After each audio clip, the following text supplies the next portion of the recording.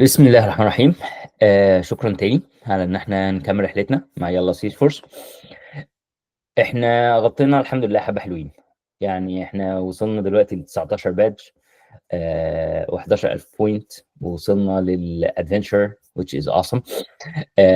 اتكلمنا فيهم على حاجات كتير، من اول ما هو سيس فورس وما هو تريل هيد، وبعد كده دخلنا على انواع الكارير باثز، وبعد الكارير باثز عرفنا على البلاتفورم وايه انواع الاركتكتشر بتاعه واينشتاين، وجبنا سيره داتا كلاود، وجبنا سيره اي اي، واتكلمنا عن ان اي ابلكيشن بيبقى عباره عن باك اند.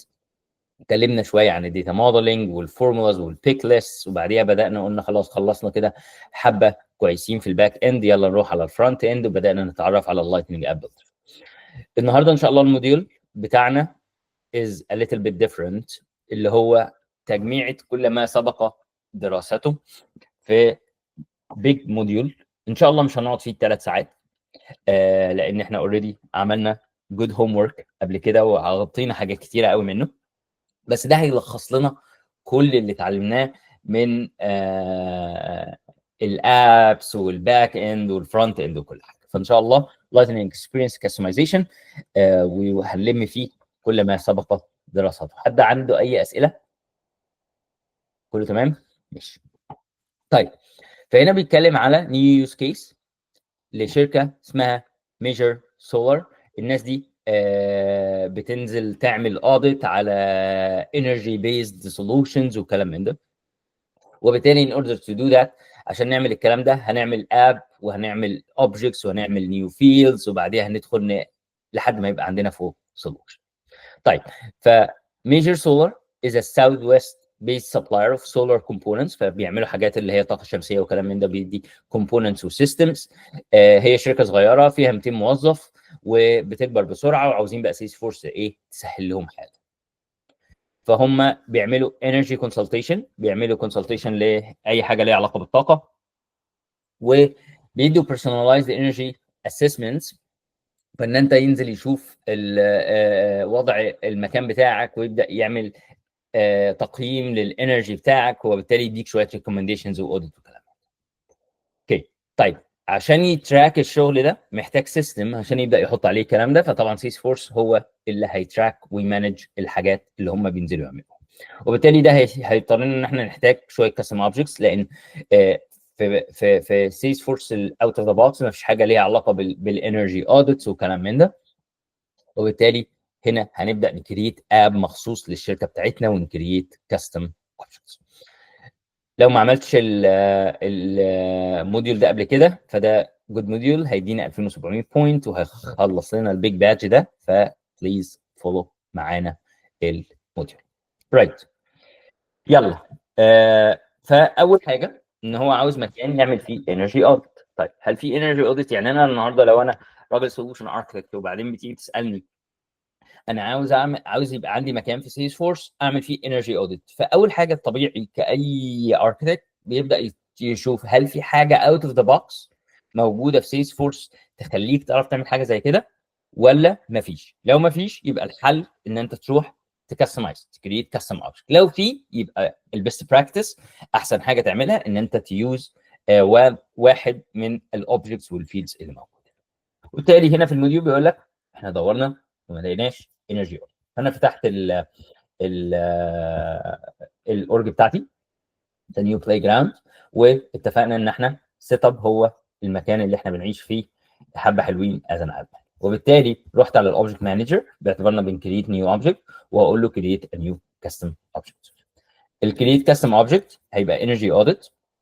اتفقنا قبل كده ان ان احنا بنحط الليبل، وبعديها بيبقى الكل ليبل ده اللي بيظهر لليوزر، وده الاي بي اي اللي انا بعد كده بريفير لي في اي حاجه بعملها او بتعامل فيها مع السيستم. هل هو بيستارت الفالف؟ يس، بيستارت الفالف، و بيالاو سيرش، بنالاو السيرش فيه، وانا بحب يعني الاو ريبورتس. هنحتاج ريبورتس اكتيفيتيز ان انا يبقى عندي شويه التاسكس والايفنتس وكلام من ده، وتراك فيلد هيستوري ان انا هنتكلم على تراك فيلد هيستوري، بس انه بيالاو مي ان انا لو انا عندي فيلد وعاوز اشوف الهيستوري بتاعه، ايه اللي بيحصل، باسم غيره وبعدين محمد غيره وبعد كده محمود غيره، وعاوز اتراك الهيستوري بتاع الفيلد ويوريني النيو فاليو والاولد فاليو، فبتحتاج تعمل حاجه زي كده. تمام. و allow search عشان يبقى available for me for search. واخر حاجه اللي تشيك بوكس ده مهم، الا وهو launch new custom tab. لو انت you missed ان انت launch new custom tab you can do it after، بعد كده ان انت ممكن تروح وتعمل custom tab لوحدك، بس يعني هنا هتبقى اسهل. طب لو انا ما عملتش الكاستم تاب ايه اللي هيحصل؟ مش هينفع تقاده على اب، مش هينفع لما تسيرش عليه هنا في بالاب لانشر مش هتلاقي الاوبجكت اللي انت عملته ده.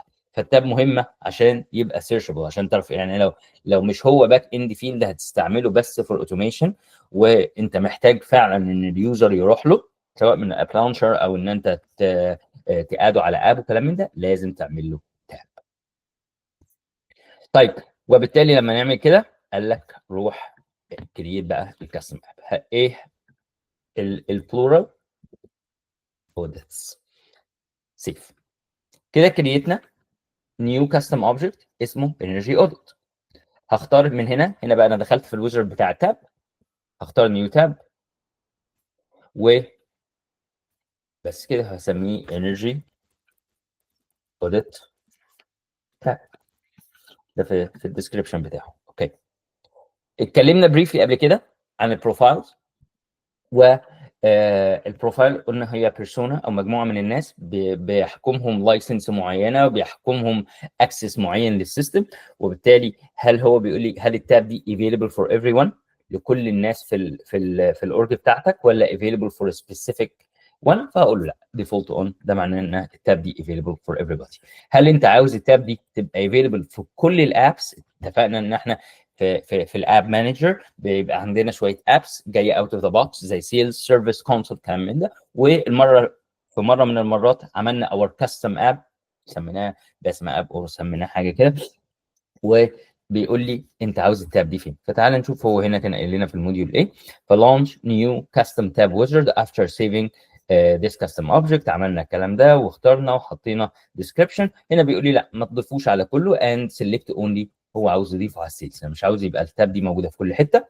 فانا هروح هنا وهجو على سيلز ستاندرد لايتنينج سيلز، هو ده. تمام وهسيب.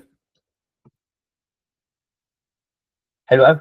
فخلاص بقى عندي كيان اسمه انرجي اوديت، والانرجي اوديت ده موجود في تاب I can search for it available لكل البروفايلز، وان هو محطوط على السيلز.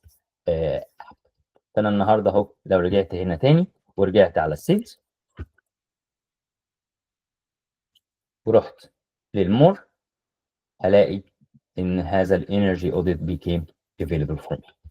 طيب عملنا كاستم اوبجكت. دلوقتي كاستم اوبجكت اتفقنا از ريفرشر كده بسرعه ما بيبقاش في حاجه غير created by owner last modified by، فدول بنسميهم audit fields. مين كرييت ومين غيره اخر last modified date وكلام من ده. وقلنا في كل اوبجكت في سيلز فورس في النيم، والنيم ده يا اما بيبقى تكست يا اما بيبقى اوتو نمبر، وبيبقى عندي الاي دي اللي هو ال 18 رقم اللي بيبقوا فوق اللي بيميزوا كل اوبجكت. طيب عاوزين نروح نكريت بقى كاستم فيلد. هروح على الفيلد والريليشن وهعمل نيو بيك ليست وهسميها تايب اوف انستليشن. انا دلوقتي خلاص ماريا نضانيات، احنا بس حطينا كده البيت، بس ناقص بقى نبني الاوض اللي جواه ونبدا نعمل الفيلدز اللي جوانا اللي احنا هنحتاجها عشان احط الحاجات اللي انا عاوزها. need some custom fields can enter information about the audit. هم نازلين audit فعاوزين يحطوا شويه بيانات عن الاوديت اللي هيحصل ده. Beside needing the account the audit is associated and how much energy انهي account related له وانهي how much energy الناس دي محتاجينها. فهنبدا نكريت شويه custom fields. اول حاجه type of installation، يعني لو هو رايح يعمل شويه solar related products فعاوز يحطها فين؟ عاوز يحطها على الارض ولا عاوز يحطها على الروف ولا فلازم يقول ايه type of installation. فقال لك روح هنا وعلى الفيلدز هجو على البيك ليست، ومن البيك ليست هجو نيكست ومن الفيلد ليبل هقول type of installation. واتفقنا قبل كده في السيشن بتاعت البيك ليست ان انا يا اما ببقى عندي جلوبال بيك ليست فاليو سيت، يا اما ان انا بدخل الفاليوز مانيولي، ولما بدخل الفاليوز مانيولي بحط كل فاليو في لاين، فهو كده بيفهم ان هو دي الاوبشنز بتاعتي. وعندك اوبشن ان انت ترتبه الفابيتيكلي، وعندك ان انت تخلي اول فاليو هي الديفولت فاليو، وكل الكلام اللي احنا اتكلمنا عليه في البيك ليست. ذاتس واي الموديول ده بيجمع كميه موديولز احنا غطيناها في الفتره اللي فاتت. هنا هو بيقول لك use first value as a default value، هتشيك كده. ولو تفتكروا من حصه البيك ليست لما قلنا هي ديسبلاي الفابيتيك وبعدين الفيرست، فهو بيرتب الاول وبعدين بيختار اول واحده هي اللي بتبقى الديفولت فاليو بتاعي. طيب leave the field security setting as is، فهجو next. وهنا visible قال لك خليهم زي ما هم، ماشي. وهقول له ضيفها على البيج لاي اوت. اتكلمنا برضو ما هو البيج لاي اوت، الا وهو اليو اي اللي بيظهر لليوزر. فانا هقول له هو باي ديفولت عندي وان بيج لاي اوت، فهسيف عليها، فبقى عندي نيو فيلد اسمه type of installation. تمام. ده one field is not quite enough، ده مش كافي. طيب عاوزين نعمل ايه تاني؟ عاوزين نحط بقى، قلنا ايه علاقته بالاكونت. قلنا اي ريليشن شيب في سيلز فورس بتبقى في كذا نوع طبعا من الريليشن شيبس، بس ده موست كومن وان هم الماستر ديتيل واللوك اب، وده اتكلمنا عليه في الداتا موديلنج ان ديتيلز، والفرق ما بين اللوك اب والماستر ديتيل. بس سنس اتس لوك اب هنا، ده معناه ايه؟ ان اللوك اب از لوزلي كابلد. يعني ايه؟ يعني اتس ان اوبشنال. يعني ممكن هو نيو كرييت لما بتعمل نيو، لما بتعمل انرجي اوديت جديد، عندك الاوبشن لو انت لوك اب ان انت تحط الاكونت او ما تحطش الاكونت. واتفقنا قبل كده بقى ان اللوك اب مش هيخليك تعرف تعمل رول اب سامري. يعني لو انا دلوقتي عاوز اعرف كام اوديت حصل للاكونت ده، وانا عندي هنا الريليشن شيب لوك اب، يبقى مش هينفع تعمل رول اب سامري على الاكونت تقول له هاو ماني اوديتس. وكمان اتفقنا ان احنا لو مسحنا الاكونت في الماستر ديتيل بيمسح كل الانرجي اوديت، هنا مش بيمسح في اللوك اب. عندك الاوبشن يعني. بس فده كده a very quick refresher لللوك اب ريليشن شيب. فانا عاوز اعمل له ريليشن شيب لكل انرجي اوديت، عاوز يدي له الاوبشن ان انا ممكن اختار الاكونت ريليتد له، وبالتالي هو هنا قال لي جو فور لوك اب، فانا هجو فور لوك اب. انا عاوز اريليته بايه؟ بالاكونت، فهريليته بالاكونت. وهقول قال لك always require a value in this field، فهو بيحاول اهو يلاقي ايه ميدل جراوند ما بينه وما بين الماستر ديتيل. فهنا بيفورس ان انا مع كل audit relationship هيبقى is a required. So always require a value in the field in order to save it. فخلانه mandatory، ما بقاش optional دلوقتي بعد ما انا عملت هذا التشيك بوكس. تمام. visible لكل البيرسوناز، ادهولي على البيج لاي اوت. هنا في كل البيج لاي اوتس اهو، وهسيب. طيب بعديها عاوز يحط الكوست، هقول له نيو، هنعمل اهو نيو كرنسي. واتفقنا ايه الفرق؟ ما انا ممكن احط نمبر، او في الايميل احط تكست. قلنا الحاجات دي بيبقى حواليها شويه فاليديشنز، شويه فورماتنج، وبالتالي لما بعمله ايميل وما حطيتش الاد في الايميل هيقول لك اتس نوت ا فاليد ايميل. فاتس جود ان انت تختار الرايت داتا تايب عشان يبقى الداتا بتاعتك كونسيستنت وكلين، ما تبقاش محتاج تنظف الفاليوز بتاعتك بعد كده. تمام. فاللينث 16 والديسيمال بليسز 2، فياخد كده 2 ديسيمال بوينتس. واتكلمنا برضو على الهيلب تكست. قلنا البيست براكتس في كل فيلد ان انت تحط ديسكربشن، بس ده ما بيظهرش لليوزر، بس الهيلب تكست بيظهر لليوزر في الاي اللي بتبقى فوق الفيلد وهنتفرج عليها. وقال لك خليه ريكوايرد، يبقى انا لكل اوديت انا محتاج كده اكونت، ولكل اوديت محتاج افريج انيوال average annual electric cost، الكوست بتاعه. طيب هنجو for next and let's save it. ده لسه فيديو كل المفروض 7. اوكي بعديها number هنجو اهو for new number. في النمبر اقول له next واقول له هنا في الفيلد KWH ما قاليش غير حاجه، وهحط الهيلب تكست وخليها برضو نفس القصه always require. AI prediction scores في ده جديد انا مش شايف كده. use the field to store AI prediction scores. اوكي فهنا بتقول له ان هو required ولا لا، بتقول له هو يونيك ولا لا، يعني هل ينفع ان انا يبقى عندي نفس يعني لو عامله كاي دي او ان هو لازم يبقى يونيك، فده بتحدد له انه يونيك. external ID ده مين بيستعمل في الانتجريشن وبيقلاو يو ان انت تيوز حاجه اسمها ابسيرت. لو انت جايب داتا جايه من سيستم تاني وعاوزه تقول له ابسيرت على الفيلد ده بحيث يتاكد هو لو موجود لو موجود بيابديته، لو مش موجود بيكريت نيو. فالاكسترنال اي دي بيبقى حاجه مهمه جدا في الانتجريشن مع اي سيستم تاني. والاكسترنال اي دي كمان لما اتكلمنا في الداتا موديلنج كنا بنتكلم خليني هسيف ده واوريه لكم، بس ان بيبقى في فيلدز اندكسد. يعني ايه فيلدز اندكسد؟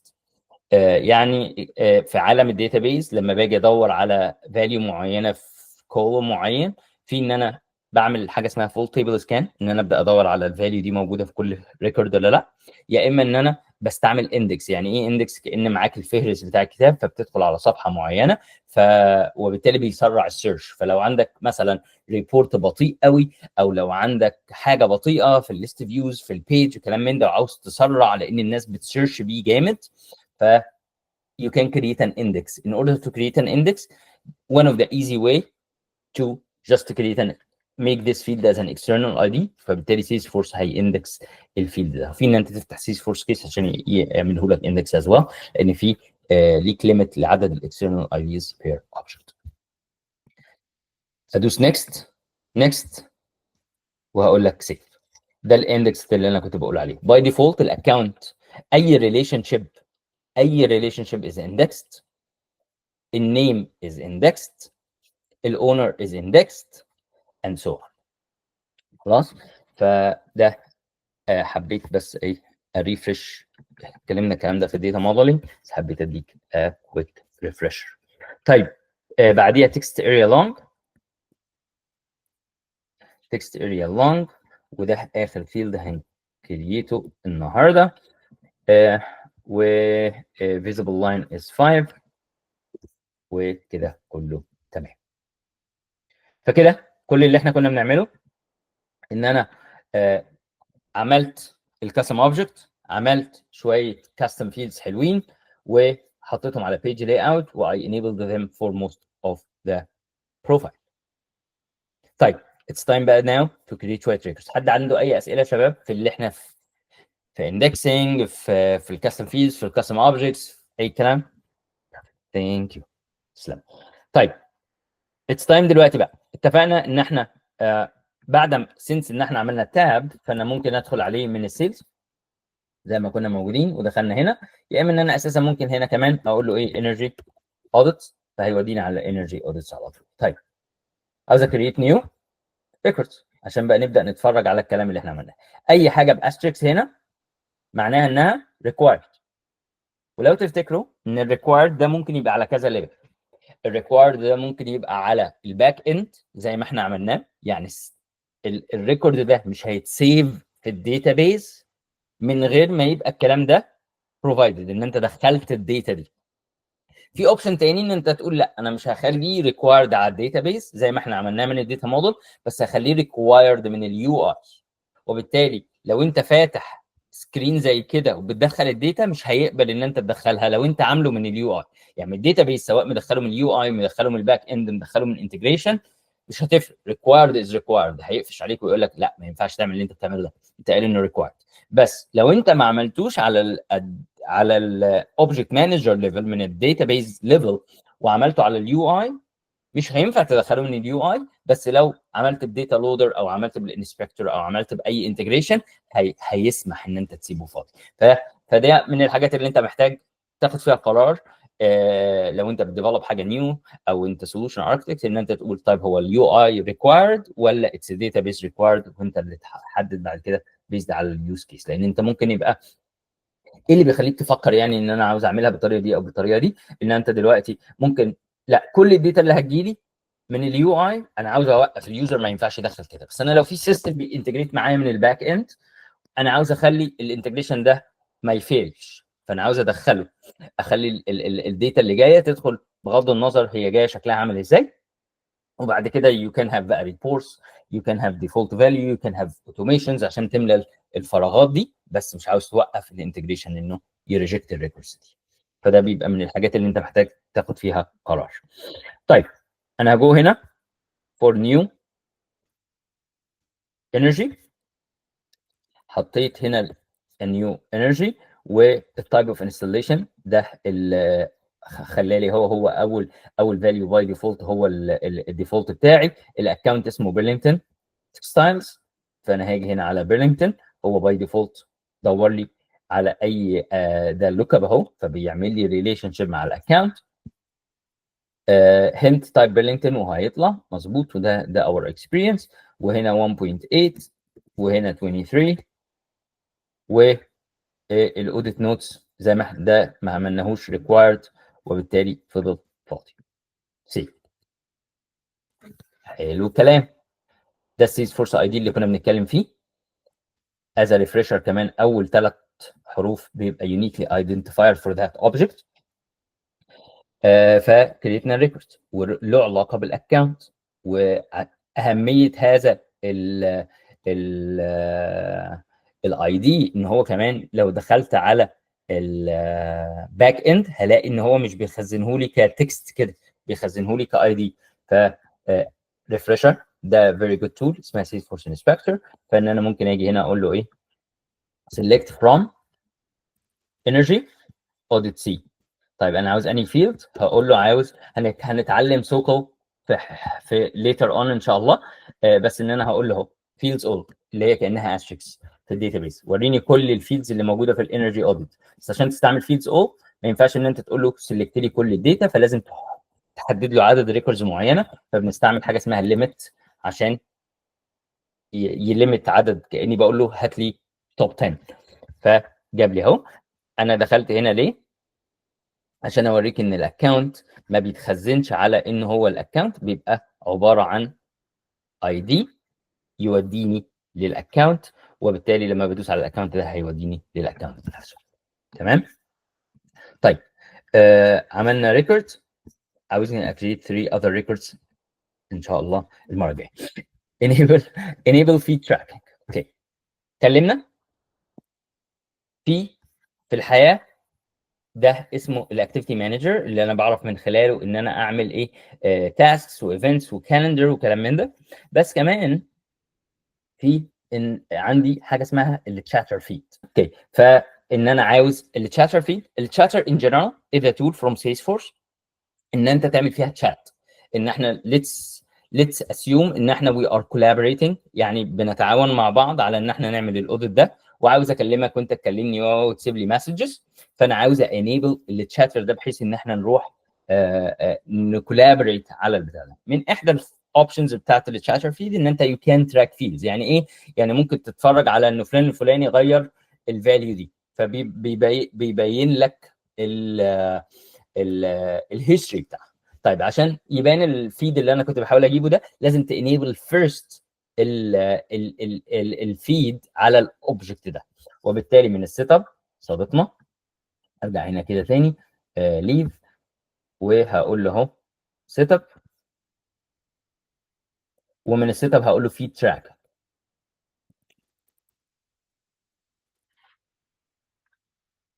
من الفيد تراكنج انا هبدا هنا بقى انا اسمه ايه؟ انرجي اوديت صح؟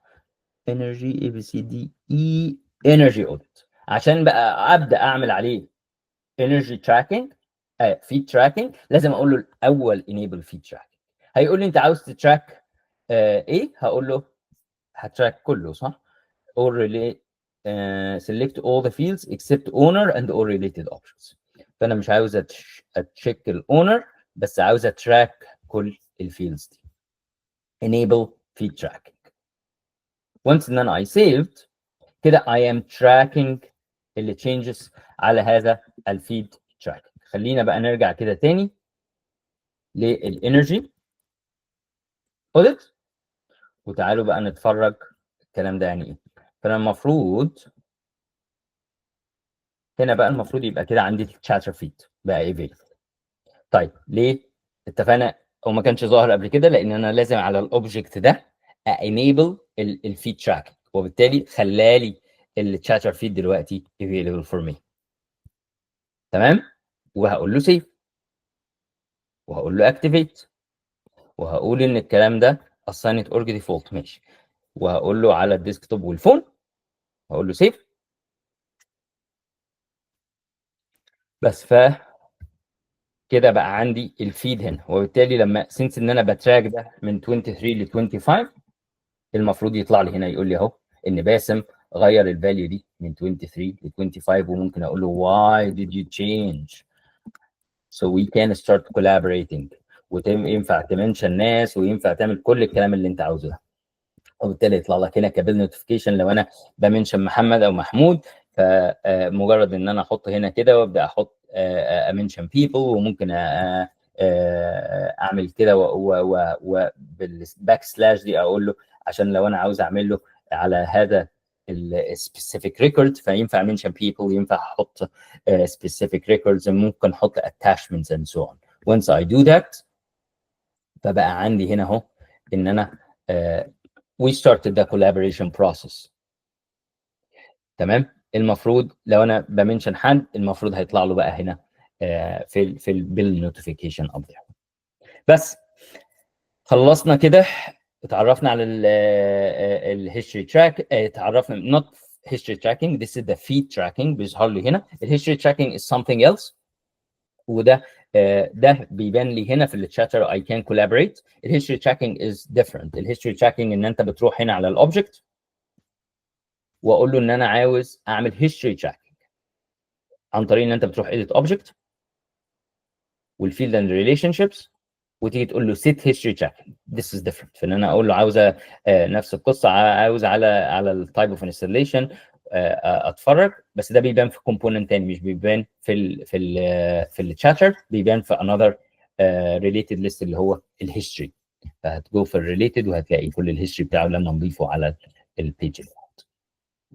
وبيوريك برضو لما بتنيبل الهيستوري على الاوبجكت بيطلع لك نيو تايب اوف اوبجكتس. لو دخلت على الانرجي اوديت هتلاقي ان بقى في حاجه اسمها انرجي اوديت هيستوري. شوفوا انرجي اوديت _ history. يس. فده is another، ده اللي بيخزن بالظبط الهيستوري بتاعك. فهنا بيوريك ان انا I created this specific field. لو انا انا غيرت هنا الروف توب ل كاربورت وقلت له سيف، فناو started to do a history tracking for this. من الباك اند هتلاقي اهو ان انا بتراك الهيستوري لكل اوبجكت بانيبل فيه الهيستوري، بيعمل لي نيو اوبجكت اسمه _ history بيوريك فيها الاولد فاليو والنيو فاليو. فبيقول لك اهو ان فلان الفلاني غير للريكورد ده الفيلد ده من الفاليو دي للفاليو دي. طب من اليوزر اكسبيرينس ان انا هاجي هنا وهقول له edit page من البيج لاي اوت، ومن البيج لاي اوت it's not a component. اللي انا كنت بعمله هنا ان انا بحاول الاقيه ككومبوننت، هو مش component، هو part of a related list. فهلاقي هنا ال energy audit history، انا ينفع احطه برده كريليتد يعني component بس. وادي ضفته كده على البيج لاي اوت بتاعتي وهقول له سيف. يس. حلو الكلام. فبقى عندي في الانرجي اوديت ده في الهيستوري انا مش محتاجه من هنا، وبالتالي انا المفروض بقى دلوقتي ضفته اهو على الريليتد ليست بتاعتي، فنفس اللي انا كنت بشوفه من الباك اند بس ده ادفانسد شويه عشان لو عاوز تشوفه من الباك اند، لو انت عاوز تكويري الداتا دي. بس ده من الفرونت اند فروم يوزر. اليوزر مش محتاج يدخل طبعا على اي سوكل ولا كلام من ده. اليوزر بيدخل هنا على الريليتد ليست، هيقول له اهو ان انا ده باسم غيره في التاريخ الفلاني من روف توب لكاربورت. كده اتفرجنا على الفيد بيبقى شكله ايه، الهيستوري تراكنج بيبقى شكله ايه، وعملنا اوبجكت وعملنا فيلز. حد عنده اي اسئله يا شباب؟ كله تمام؟ alright. يلا على التشالنج. create thank you create the energy audit custom object. عملنا الكلام ده وقلنا السيرش وتايب اوف انستليشن وحطينا كل الكلام الحلو ده. عملنا الريليشن شيب مع الاكونت. I think ان شاء الله نكون we followed the instructions مظبوط. ف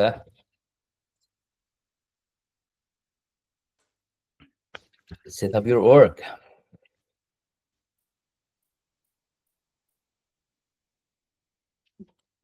من اول مره. حاجه عظيمه. خلصنا اول واحد، عملنا الاوبجكت، عملنا فيلدز، اتفرجنا على هيستوري تراكنج، اتفرجنا على الفيد تراكنج، عملنا كل الكلام الحلو ده. نرجع تاني كده، خلصنا قسم الباك اند اللي احنا اتكلمنا فيه في المرات اللي فاتت. طيب ابس، تعالوا نتكلم بقى على شويه فرونت اند. اب is a collection of items that work together عشان انت تعمل شغلانه معينه. فاتفقنا قبل كده ان الاب ده بنطلعه من الاب لانشر، فعندي منها السيلز وبتلاقي منها تابس، واتكلمنا على انواع البيجز، واتكلمنا على الاب بيج والريكورد بيج والهوم بيج والكلام الجميل اللي اتكلمنا عليه المره اللي فاتت في اللايتنج اب بيلدر. وبتحط فيه البراندنج، وبتحدد هو ستاندرد نافيجيشن ولا كونسول نافيجيشن، وبتحط له الالوان بتاعتك واللوجو بتاعك والكلام. طيب فهنا نمبر 1 بيبين لك اسم الاب. نمبر 2 make each app unique بشويه تابس وبترتبهم بالطريقه اللي انت عاوزها. نمره 3 ده الاب لانشر اللي بيفتح لك كل الابس اللي موجوده ليك والايتمز كمان. ونمره 4 ان انت you can create even new opportunity او new account من هنا. طيب اتكلمنا على انواع what things can be in the Lightning app اللي ممكن تخليه في اللايتنينج اب. فطبعا ممكن تستعمل standard objects زي الهوم، زي الاكونتس، زي الشاتر فيد جروب، كل دي standard objects ممكن تحطها في الاب بتاعك. طب ايه كمان؟ custom objects زي اللي احنا لسه عاملينه energy audit، ممكن اقعده على ال as اتاب واحطه في الاب بيلدر بتاعي، في الاب مانجر، في الاب بتاعي. طب ايه كمان؟ اتكلمنا ان احنا كل ده ستاندرد، انا ممكن اعمل كمان كاستم بيجز. طب ايه التكنولوجيز اللي في سيلز فورس اللي بتخليني اعرف اعمل كاستم تابس؟ فيجوال فورس is the old way of doing things. في طبعا كاستمرز لسه بيستعملوها وكلام من ده، وفي مانج باكج على اب اكسشينج وكلام من ده لسه بيستعمل فيجوال فورس. ف if you are a developer it's good to be familiar. هيجي حتى في developer 1 لو انت بتذاكر developer 1 مش هيركز بس على اللايتنينج اكسبيرينس، هيبقى في حاجات على الفيجوال فورس، فمحتاج تبقى عارف فيجوال فورس. It's a UI tool to develop all of these pages.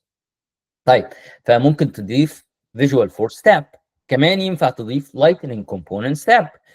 قلنا عشان تعمل لايتنينج كومبوننتس عندنا تو تكنولوجيز، عندنا اورا كومبوننتس وعندنا LWC لايتنينج ويب كومبوننتس، فكل ده برضه فور ديفلوبمنت يو اي. كانفاس اب is من انواع الانتجريشن باترنز. ايش هجو a little bit technical بس هي يعني بملخص ان انت بتجيب ابلكيشن تاني تحطه في سيلز فورس. يعني لو انت عندك ابلكيشن some reports على باور بي اي او عندك اس اي بي او عندك اي سيستم تاني، ومش عاوز تخلي اليوزر يروح للسيستم التاني ويعمل الشغلانه ويرجع تاني، في نفس الوقت انت مش عاوز تعمل داتا انتجريشن، مش عاوز تخلي الداتا بس تروح وتيجي، لا انا عاوز الابلكيشن ده زي ما هو باليو اي بتاعه يجي جوه سيلز فورس من غير ما اليوزر يغير المكان، ومن غير بس ما نريبليكيت الداتا. انا عاوز الداتا تفضل هناك، انا مش عاوزها في سيلز فورس. كانفاس اب بيقلاو حاجه زي كده، فاتس فيجواليزيشن جوه سيلز فورس. ده نوع من انواع الانتجريشن باترنز، ان انا عاوز انتجريت مع السيستم الثاني عاوز ابعت له داتا من سيلز فورس وريسيف حاجات من سيلز فورس كيو اي انتجريشن، بس من غير ما اريبليكيت الداتا ومن غير ما اقفل التاب دي وافتح السيستم الثاني. يعني ما اعرفش هيبقى موجود كانفاس اب سيلز فورس، عاوز اوريكم بس ايمج وات اي مين باي ذات. حاجه زي كده مثلا، او حاجه زي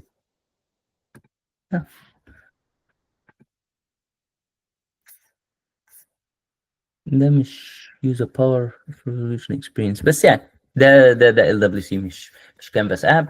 بس يعني انا هاسيوم، يعني تخيل ان هذا الداشبورد is not a Salesforce dashboard، it's a Tableau dashboard، وعاوز اخليه جوه Salesforce وفي نفس الوقت ابدا اتفاعل معاه كاني بالظبط رحت تابلو. فده المنظر، ان انت هتلاقي بالنسبه لك تاب عاديه تبدو جوه Salesforce، بس انت مش بتتعامل مع Salesforce، انت بتتعامل مع سيستم تاني. نفس القصه اهو، مثلا في الايمج دي هتلاقي اهو ان اتس جافا ابلكيشن جوه سيلز فورس، وبتبعت لها ايفنتس باك اند فورث. بس حبيت بس اعرفكم يعني ايه كانفاس اب. ويب تابس، تاب جواها برضو يو ار ال، ان انت بدل ما تروح لليو ار ال على البراوزر هيبان لك من جوه سيلز فورس. فكل دي ديفرنت تابس، منهم الستاندرد، منهم الكاستم اوبجكتس، منهم حاجات كاستم انت بنيتها بفيجوال فورس او باللايتنينج بيجز او كانفاس او ويب تاب. طيب تو سويتش الابلكيشنز، خلاص احنا كلنا وي ماسترد الاب لانشر وبنتفرج عليه. طيب نرجع بقى للاب مانجر، سيت اب اب مانجر.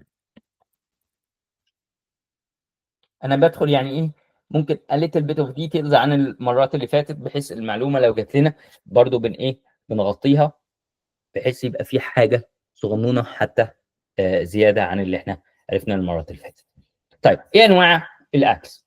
في لايتنينج ابس، في كلاسيك ابس، في كونكتد ابس. لايتنينج اب بيشتغل على اللايتنينج اكسبيرينس، يعني لو الاب ده عليه التشيك بوكس بتاع اللايتنينج فهتلاقيه من هنا. كلاسيك از ريفرشر، ان هو ده الاولد يو اي، فان انت ممكن يو كان سويتش تو سيلز فورس كلاسيك وهتلاقي فيها الكلاسيك ابس دي اونلي افيلبل فور كلاسيك. اخر حاجه النيو كونكتد اب.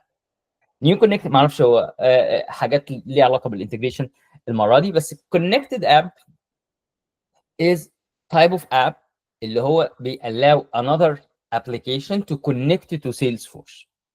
يعني لو انا بعمل integration ما بيني وما بين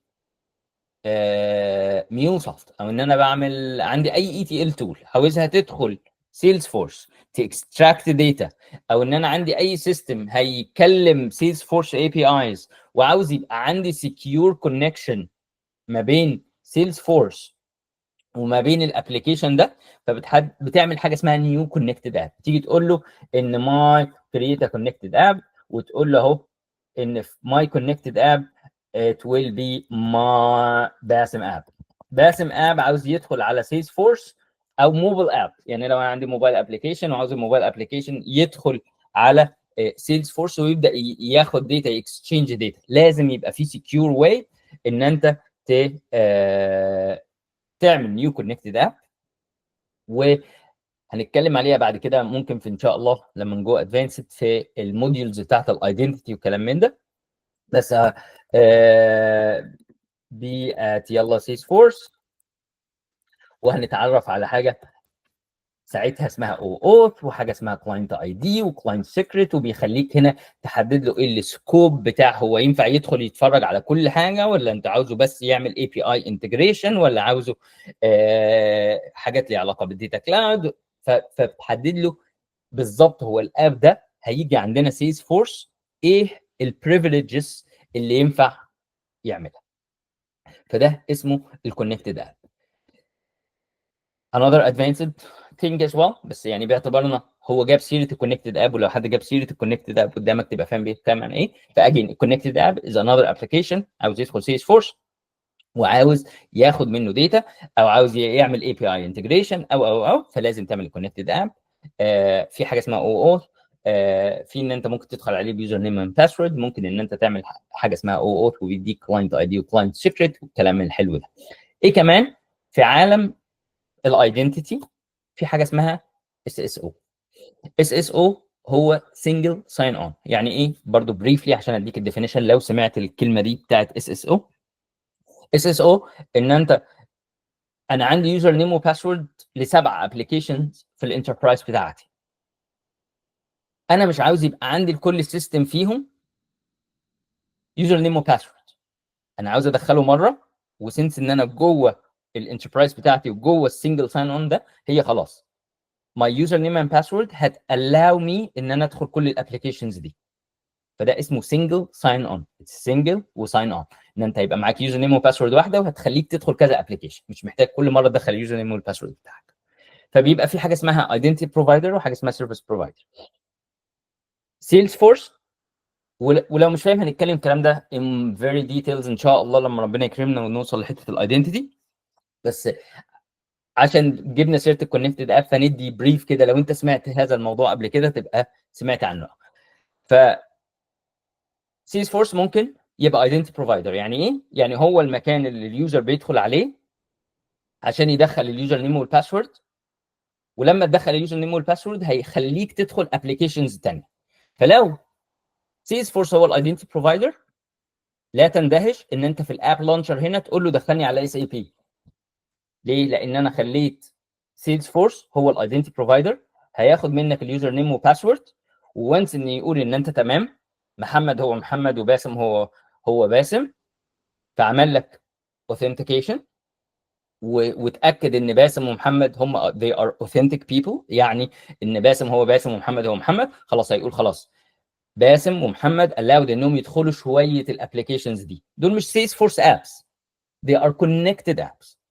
فان هيخلي باسم يدخل هنا على سيلز فورس، بس يقلاو انه يطلع من سيلز فورس ويروح الجيميل بتاعه او يروح اس اي بي، بان انا عرفت قصه السنجل ساين اون وخليت سيلز فورس هو الايدنتيتي بروفايدر. فبخليني يقلاو مي ان انا يبقى عندي شويه ابلكيشنز within الانتربرايز بنفس اليوزر نيم والباسورد اللي انا دخلتهم وسمح لي ان انا ادخل سيلز فورس، يخليني اروح منه على ابلكيشنز ثانيه. هوقف هنا I believe، بس انا حبيت لو سمعت اس اس او تبقى عارف يعني ايه سنجل ساين اون، لو سمعت كونكتد اب يبقى فاهم يعني ايه كونكتد اب. ف ده الاب مانجر. نرجع تاني لقصتنا الا وهي الاب مانجر. ففي الاب مانجر بيقلاو ان احنا نعمل نيو لايتنج اب اللي احنا كلنا فاميليار بيه، او ان انا ينفع اعمل نيو كونكتد اب either for integration purpose ان في ابلكيشن عاوز يتنتجريت معايا بالاي بي ايز، او ان انا سيلز فورس عندي سنجل ساين اون وعاوز اعمل ان انا ادخل من خلاله على ابلكيشنز ثانيه. حد عنده اي اسئله يا شباب؟ ولا حلو كده الهاي ليفل كده لحد هذه المرحله؟ تمام تمام تمام. Use App Manager. View all your Salesforce app. Create Lightning app or connected apps. See which apps are visible in the Lightning experience and manage your apps. Okay, what is visible in Lightning column about? ان هو هنا بيقول لك بقى هو كلاسيك ولا لايتنينج، وهتلاقي التشيك بوكس ده. اوكي يلا خلينا نكريت نيو لايتنينج اب. هندخل على الاب مانجر وهسميه انرجي. نرجع بقى لمرجعنا في الكلام الحلو السهل ده. نيو لايتنينج اب انرجي كونسلتيشن، ده الديسكربشن بتاعه. وعاوزني ابلود اي ايمج، حطيت اي ايمج. و الكالرز عندي عاوز يبقى عندي شويه براندنج، فاختار الكالرز بتاعتي. و org theme option, select the checkbox, do the app image and color instead of the org custom theme. ماشي. وبعديها ندخل على navigation. leave it as is. navigation item. next. utility item ده اللي بيبان تحت. navigation item هو عاوزني احط الايه؟ home chatter. home chatter اللي احنا كنا لسه بنتكلم عليه. و جروب energy audits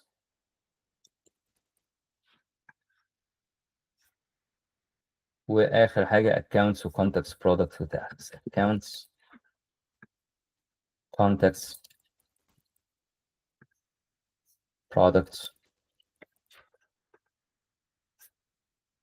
واخر حاجه tax. تمام التمام. assign to user profile system administrator. Maria would assign to her consultant user profile, but for our purpose it's easier to just make it system administrator. فعملنا navigation وعاوز اقول مين اللي يعرف ياكسس هذا الاب، فقال لك for now بس خليها system admin وسيف and finish. كده هرجع هنا بقى عندي نيو اب اسمه energy consultations باللون اللي انا اخترته، بالبراندنج بتاعي، بالتابس اللي انا اخترتها. طيب نجو في الهوم وموريني كل الكلام الحلو بتاعي ده. alright, tips for creating an app. It's time for the fun part. Decide how to set up Lightning apps for your user. Here are some tips. Okay. Talk to your user. Okay.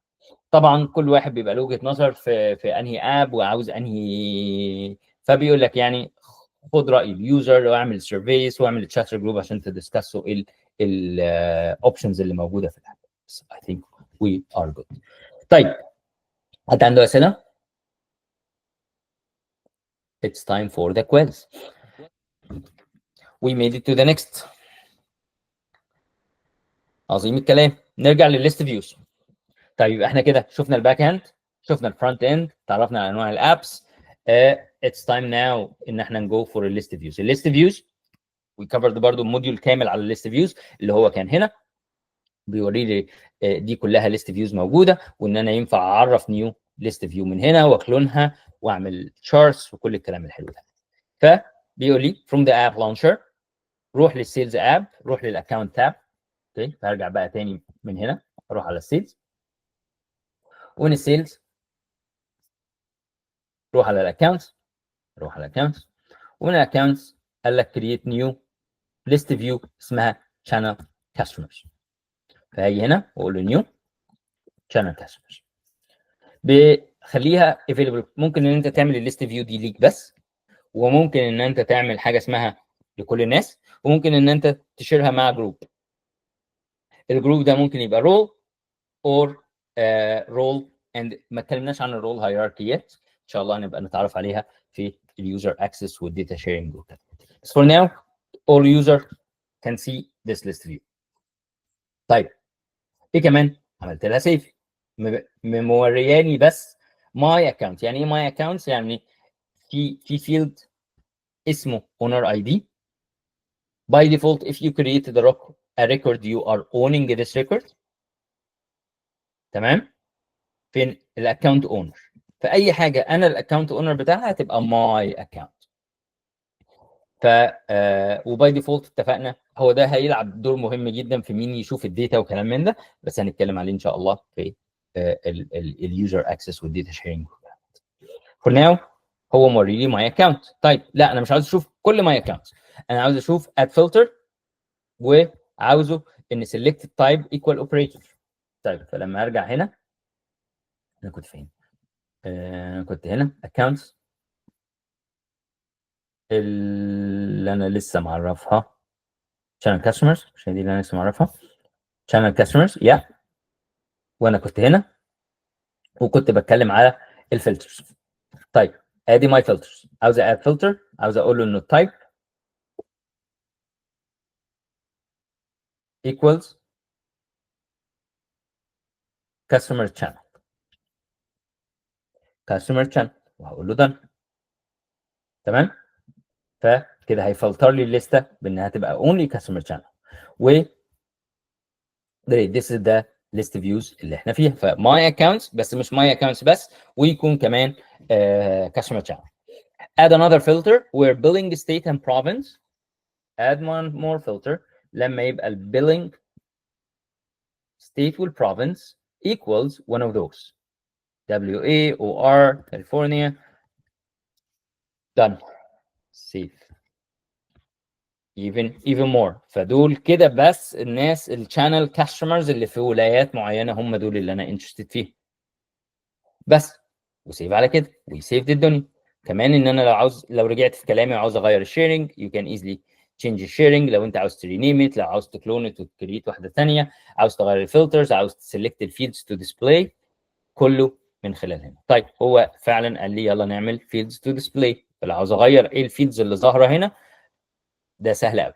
فاكونت نيم ماشي، مش عاوز الاكونت سايت، عاوز البيلنج ستيت، عاوز التايب طلعه فوق، عاوز مش عاوز الفون خالص، عاوز الاندستري،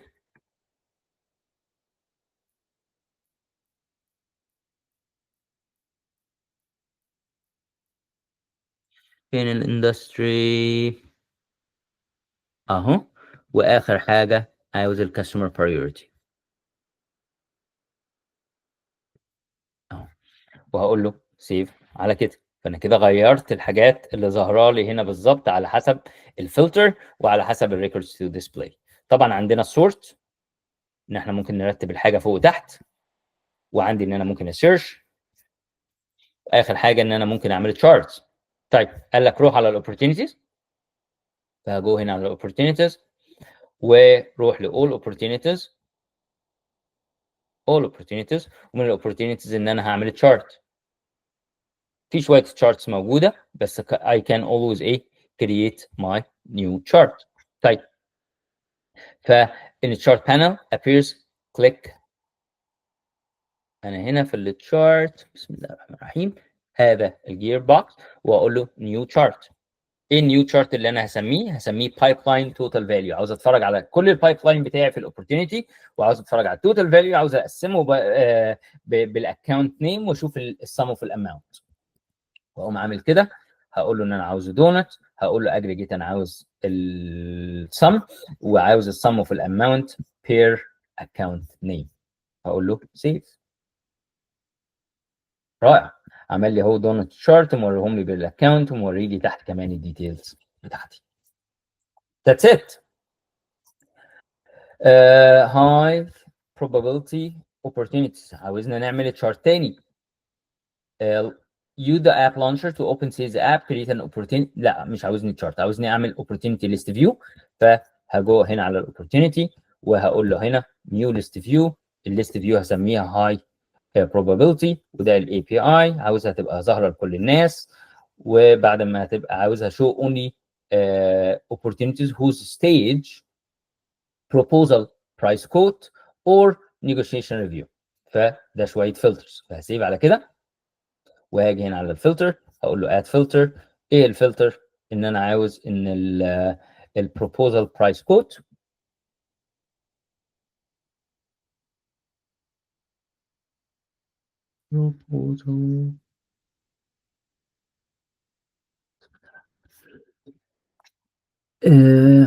سوري ده الستيج which stage is انا عاوز هنا الستيج equals proposal price quote او negotiation review او negotiation review. فكده انا قلت له بين لي بس الاوبورتونيتيز اللي فيها الحاجات دي وسميها لي high probability and whose probability is greater than 50 or equal 50%. فاجي هنا كمان اقول له هنا هات لي كمان ال probability greater than or equal 50. قد ايه سيس فورس سهل، ينفع تكستمايزه كل الحاجات اللي انت نفسك فيها. تشيك التشالنج.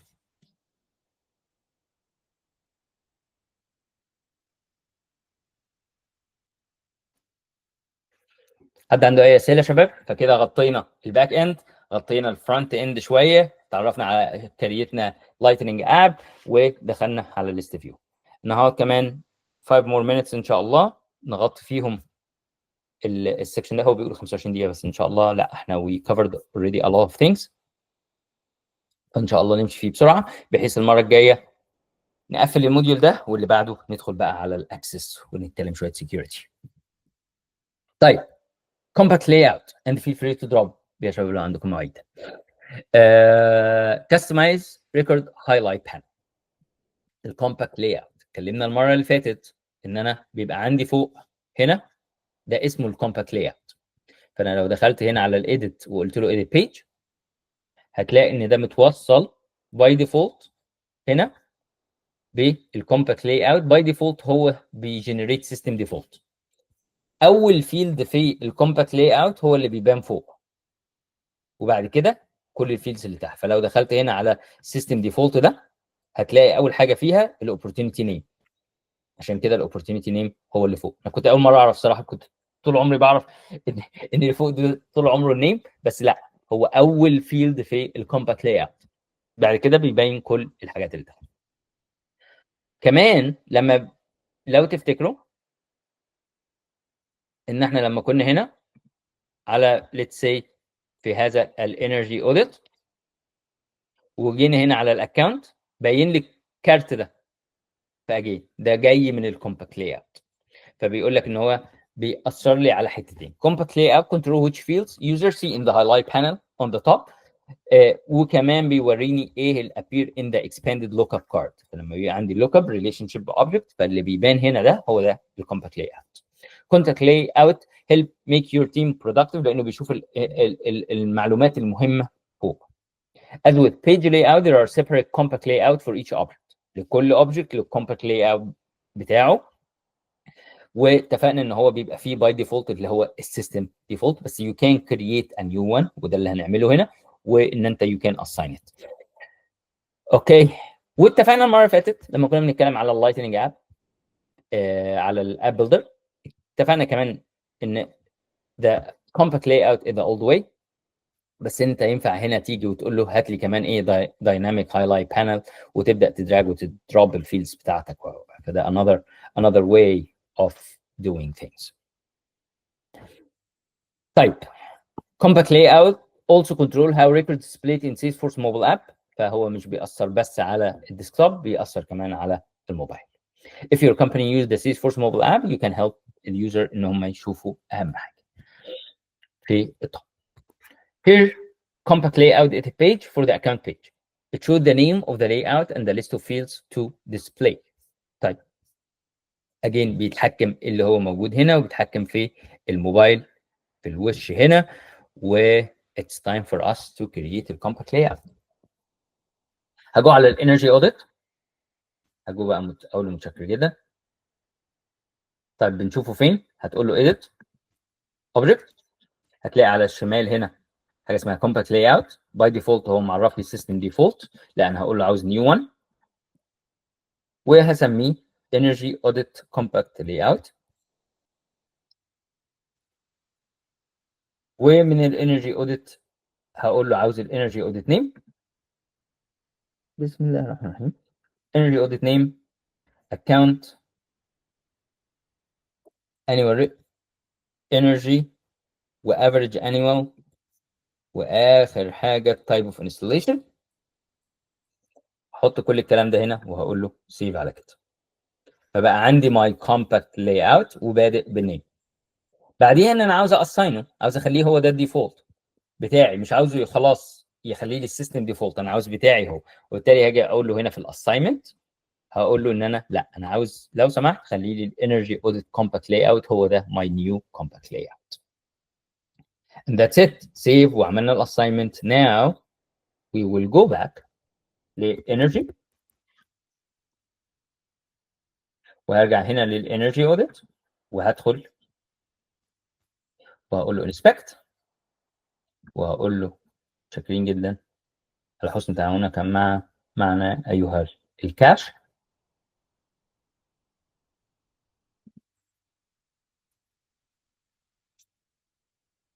المفروض ان انا ادخل دلوقتي الاقي الاكونت فغير الاب بس عشان لو لاي سبب من الاسباب هو مكاش انرجي اوديتس. المفروض ان انا حطيته دلوقتي في البيج لاي اوت بتاعي. خليني بقى اشوف ايه المشكله. فهدخل هنا على الايديت بيج وهاجي هنا على هنا ظاهر فائت كاشنج، يعني هو مبين لي اهو بالظبط الحاجات، وبيقول لك اهو ان الاسايند كومباكت لاي اوت هو الانرجي اوديت. قول له سيف، مفيش اي حاجه، وربنا يكرمه ان شاء الله ويظهر. بس زي ما احنا شفنا لما بتقول له ايديت هنا على الايديت بيج بيبقى مبين لك الكومباكت لاي اوت المظبوط. طيب، حد عنده اي اسئله يا شباب؟ هنا بيقول لك روح بقى على الاوبورتونيتي، نيو اوبورتونيتي كونتاكت لاي اوت، فاروح هنا على الاوبورتونيتي وهعرف a new compact layout، فedit object compact layout new compact layout، واسميه زي ما هو قايله لي. عاوز opportunity name probability، بعد ال probability بيبقى عندي close date stage amount close date و stage و amount.